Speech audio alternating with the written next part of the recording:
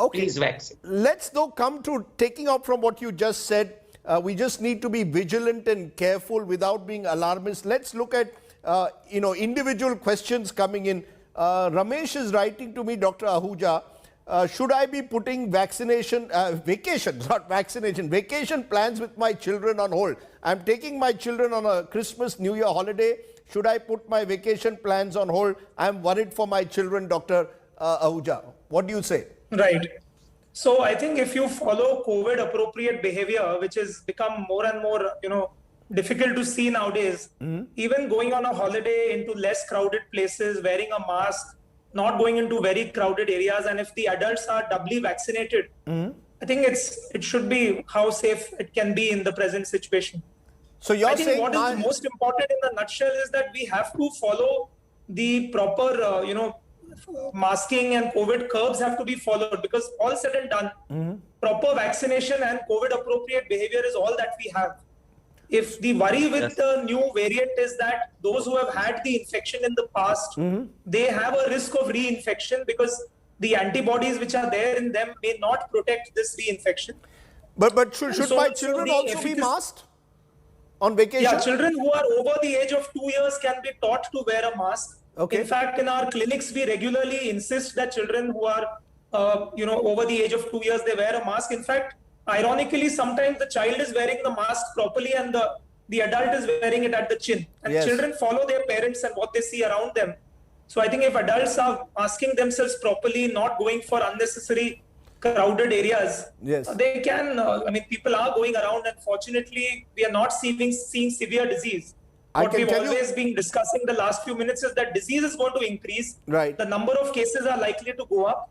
But what we are concerned is with the deaths should not be increasing, and the severity of disease, hospitalization should not increase. And we are hoping that that doesn't happen from the trend that we are seeing even in other countries now. Okay. The interesting thing is my nephew wears his mask better than I do. He's 8 years old. But should I avoid traveling to Europe? Dr. Jamil, you're in Oxford. Dr. Ahuja, among children in particular, do you see a vaccine in the horizon which children can take soon? Yeah, so as all the speakers said, the priority has to be the adult population because they are more prone to get serious illness. Children, so far, we have seen very mild illness, so they come last in the list. But if, it's a question ultimately of demand and supply. So if there is enough number of manufacturing of vaccines, then I think every human being of all age groups should eventually get it. Priority obviously goes to adults. Okay. Priority goes to finishing the second dose before considering a third dose, because we don't have maybe enough, data or strong reason to give a third dose. But healthcare workers, again, doctors, nurses, paramedics should be the first priority. Okay. I think it's clear that we've got a prioritization in mind.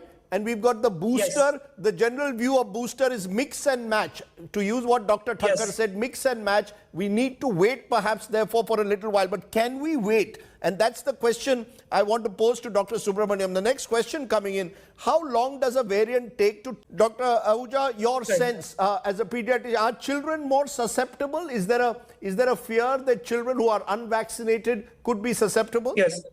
So this fear has been there for a fairly long time, because even now in most countries, or rather many countries, including ours, we have not been able to start COVID vaccination for the below 18 year age group. And we are hoping that it starts very soon, because whether it's the older Delta variant or any kind of mutated virus, the main weapon that we have with us is adequate vaccination.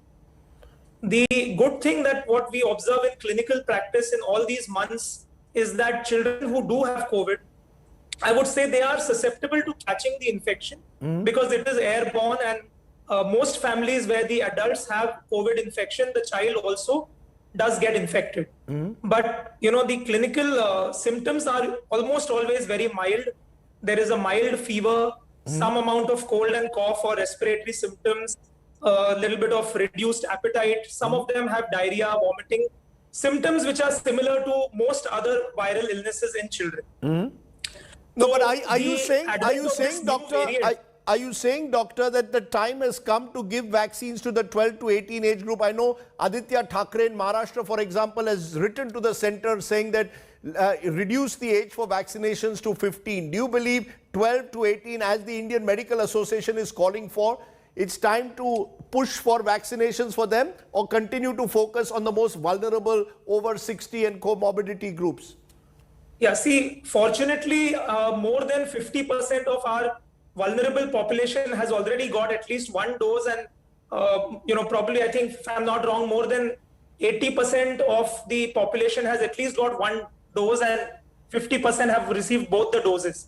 But definitely, if we reduce the time period between the two doses for adults, that is, instead of having a gap of 12 weeks, if we shorten that period, then a larger number of people could complete the two doses sooner.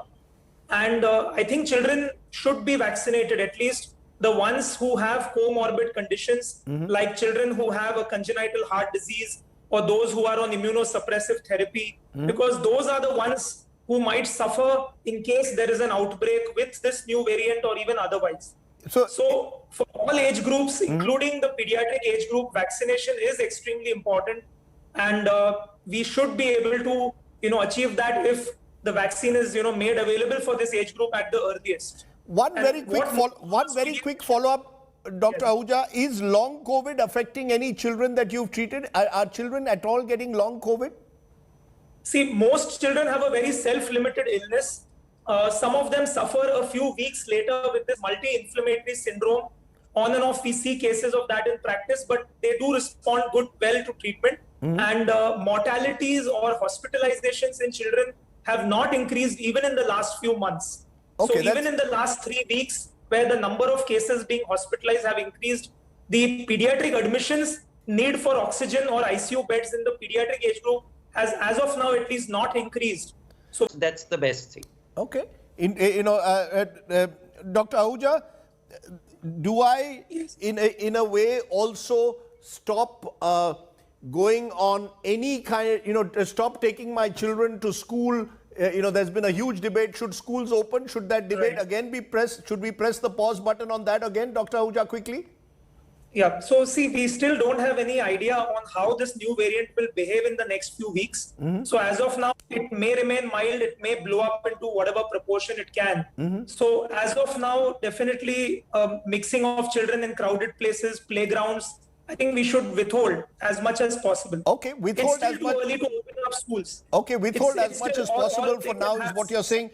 Dr. Jamil, very quickly, does the new form of COVID, or I presumably they're referring to Omicron, hit people